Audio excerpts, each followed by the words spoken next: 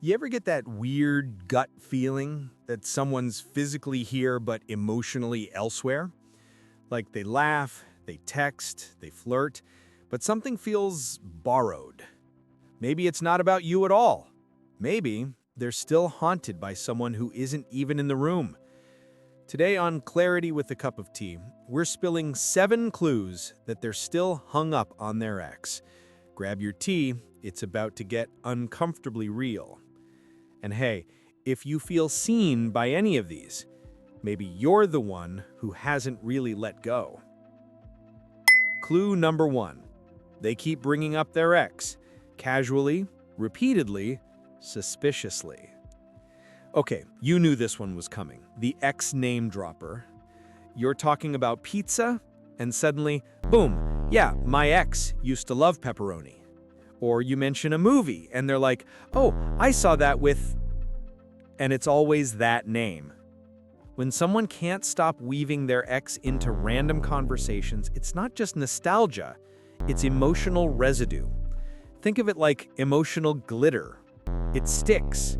You think it's gone, but under the right light, there it is again. If every story still loops back to their past, you're not in a relationship, you're in a sequel. Clue number 2. They compare, constantly, quietly, and sometimes without realizing it. Here's the sneaky one. Comparisons. You say something nice, and they respond with, yeah, my ex used to do that too. Or worse, they don't say it, but you can feel it. Like you're out here being your whole authentic self, and they're mentally running you through an ex filter. When someone's still hung up, they can't help but measure you against the ghost of who came before. The truth is, you can't win against a memory. Memories don't forget to text back. Clue number 3. They avoid defining the relationship, like it's a pop quiz they didn't study for. You bring up the "what are we" conversation, and suddenly they turn into a philosopher. Why do we need labels? Let's just see where it goes. Translation? They're emotionally buffering. When someone's heart is still parked in the past, commitment feels like cheating on a memory. So they float halfway in, halfway out, keeping things chill because being real means admitting they're not over someone else. If every time you get close to clarity, they change the subject, you're not asking the wrong question, you're asking the right one to the wrong person. Clue number 4.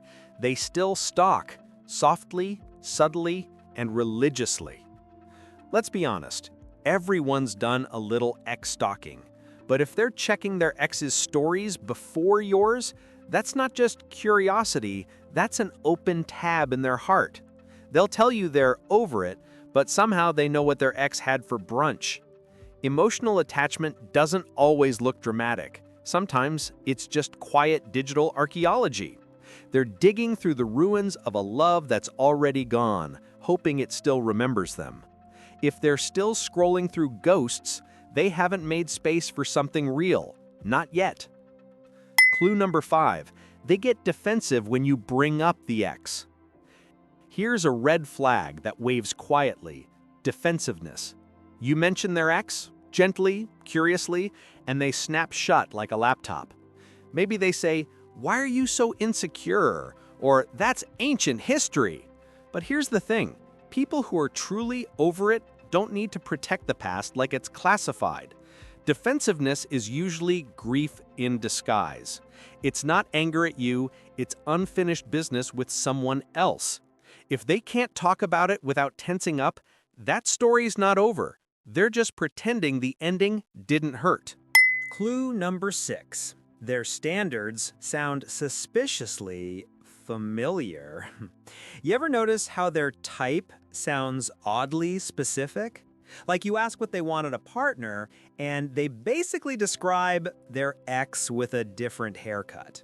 They'll say things like, I just need someone who gets me like they did, or I'm just looking for that same connection again. Translation? They're not looking for love, they're looking for a replica. When your standards are built from someone else's shadow, you're not chasing love, you're chasing déjà vu. And déjà vu isn't chemistry, it's grief wearing perfume. Clue number 7.